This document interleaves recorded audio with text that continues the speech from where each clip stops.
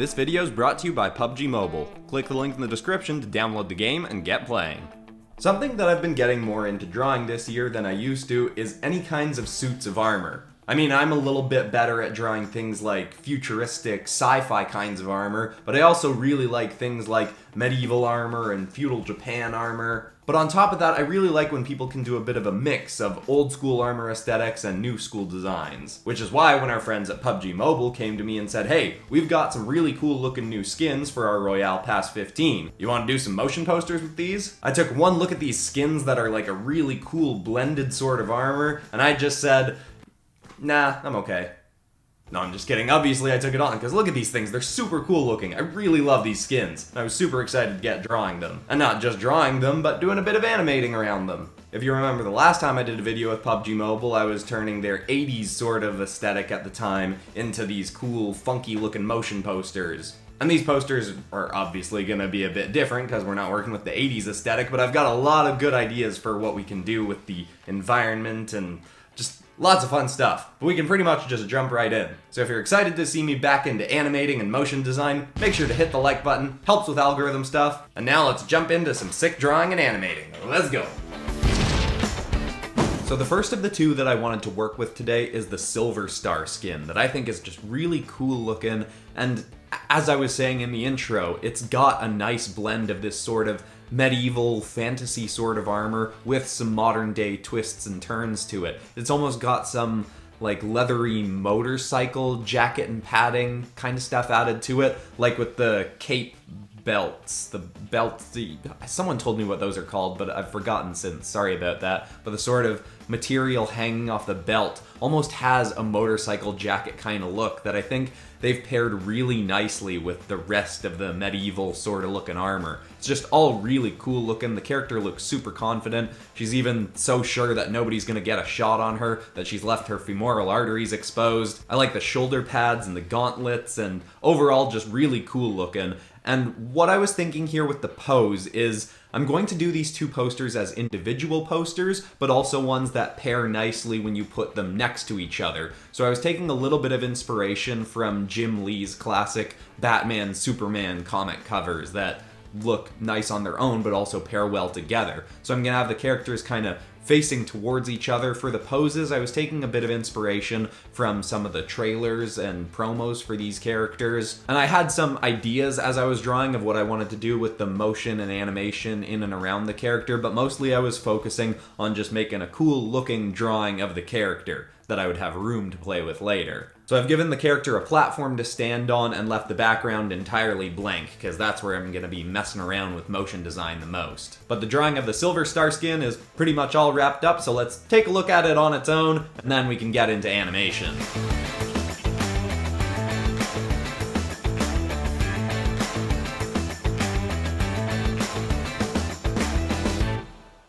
Now that I've got the first character all drawn up, we can jump into After Effects to start doing a bit of motion design. And one thing that I'm really excited to work with is actually some of the promo art that they've sent. I think it's a really cool aesthetic, the triangles and diamond shapes. It's even got a little bit of neon going on in the back. I definitely want to use some elements from this. I'm not 100% sure what I'm going to do with the background, but the fun part of motion design is just playing around. So let's get right to that.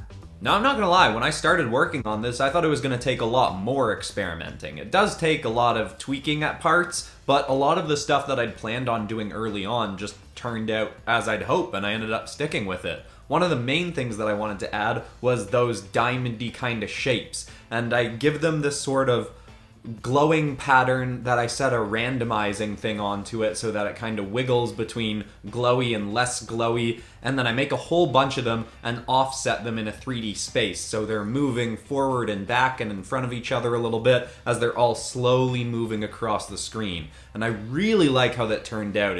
I didn't think it would work that quickly, but the first thing I tried, as I said, it just kind of worked. I do end up changing the color of the background to a bluer hue, as you're seeing here, and I definitely like that better. I'd thought that I'd wanted one character to have a yellow background and the other to have a blue background, but eventually when tweaking around with this one, I just found that the blue background worked better here as well. But of course, there were a few things that I had to do to make sure the character was standing out. She's got some yellow on her, so that makes her stand out well from a blue background, but I also end up adding this sort of orange streak around the character that was something I'd actually messed around with the last time I was making motion posters and didn't end up using it. But in this case, I felt it just worked a lot better. I make it more subtle, kind of bring down the glow and have it moving around her. It might stand out a bit too much. I'm not sure. Maybe I'll tweak it later before I actually put this into the video. But overall, I was quite pleased with it. The other thing that I ended up doing that you saw pretty early on was adding this smoky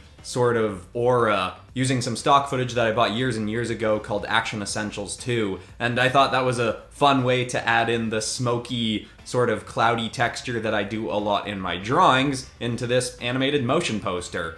So overall, I'm quite pleased with how this came together, and I'm excited to see what I can change a bit with the next one to make the partner piece to this motion poster. But for now, here's how this one turned out.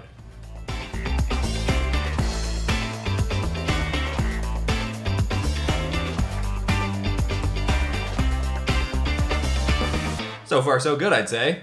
And remember, if at any point you're getting hyped up enough by the drawings and animating of these skins that you actually want to play as them, they're both available in PUBG Mobile's Royale Pass 15 that you can check out by clicking the link in the description. But anyway, moving on. Number 2, let's see what we do.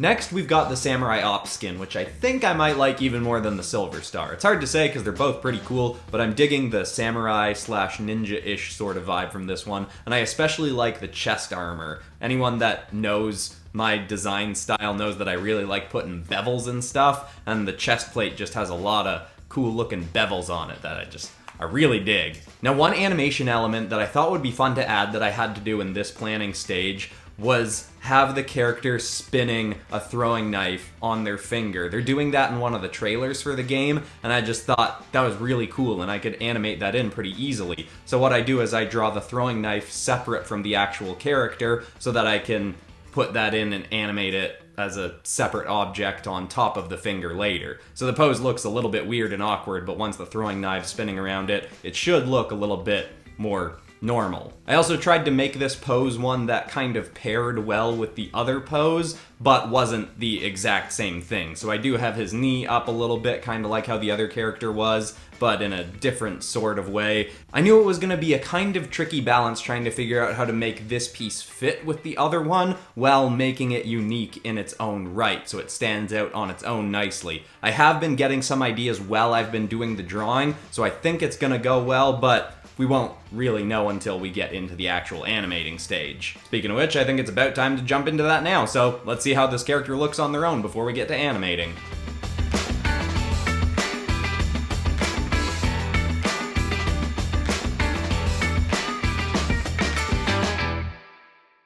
Now into the home stretch here, the first thing that I had to do was get that knife spinning around on his finger. And one thing I noticed quickly is that I should have made the hole on the end of the throwing knife bigger to make it look like it would more realistically fit on his finger, but that didn't end up being too much of a problem, especially because it's a very small part of the piece. It's not really noticeable, especially once the thing's got some motion blur and it's spinning around.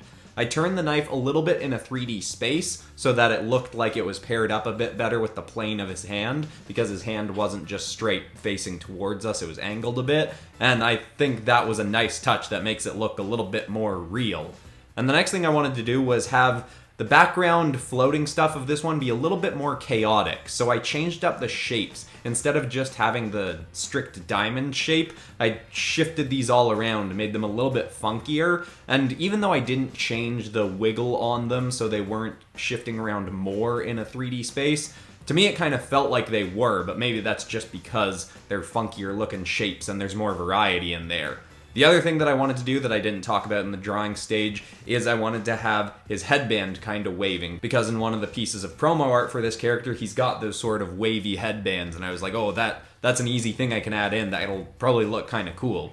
Besides that, a lot of this is similar. The last thing that I add that's different is you can see I'm adding both the characters in some of the shapes in the background very slightly, just to add a little bit of extra texture to the piece. And I don't know if that will look too unusual having it on this piece but not the other one, so maybe I'll go in and add it to the other after the fact, but I do like that as an addition to this that makes it, just feel like there's a bit more to it.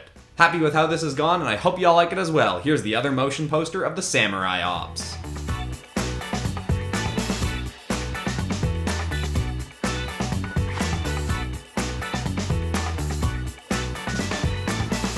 Well, alright, I'd call round 2 another success. And now the final thing to do is just put the two together and see how they look next to each other. And we don't really need a speed drawing or speed animate for that. So, without further ado, here are our two PUBG Warrior motion posters combined.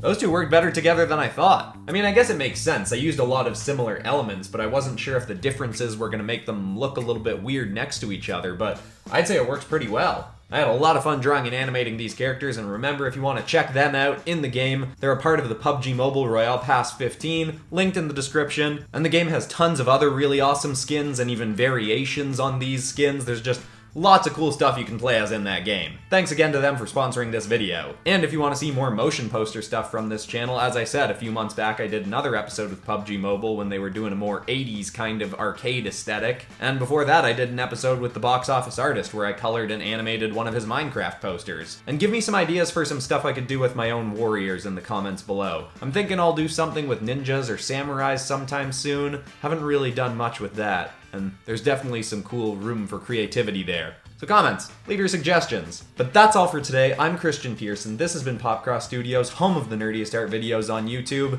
Thanks so much for watching, everybody. Next episode is the Fusions Community Redraw episode. I'm super excited to get working on that tomorrow morning. And of course, can't wait for y'all to see it. Alright, everybody, see you later.